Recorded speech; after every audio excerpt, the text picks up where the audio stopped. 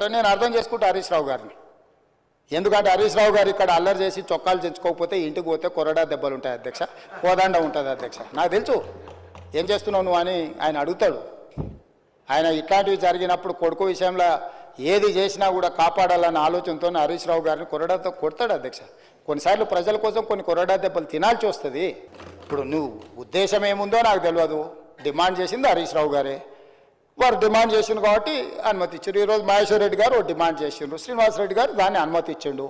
Senior సభ్యులు అడిగినప్పుడు వాళ్ళు అడిగిన దాంట్లో సహేతుకత ఉండి నువ్వు మరీ శీలాన్ని నిరూపించుకోవడానికి, లేకపోతే నేను బాగా వీరోచితంగా కొట్లాడినని, లేకపోతే నిన్న నువ్వు అడిగితేనే ఔటర్ రింగ్ రోడ్లో మేము వేసిన విచారణకు కావాలని నువ్వు తారక రామారావు గారిని ఇరికించినావు అని మీ కుటుంబంలో పంచాయతీ ఉండొచ్చు అధ్యక్ష. సహజంగా కుటుంబం అనే తర్వాత చిన్న చిన్న సమస్యలు ఉంటాయి అధ్యక్ష, మీకు తెలియదా?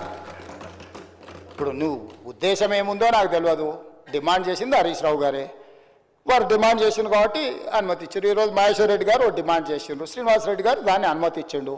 సీనియర్ సభ్యులు అడిగినప్పుడు వాళ్ళు అడిగిన దాంట్లో సహేతుకత ఉండి బలం ఉంటే వాళ్ళ వాదనలో కానీ విషయంలో కానీ, బట్ నేను అర్థం చేసుకుంటా హరీష్ రావు గారిని.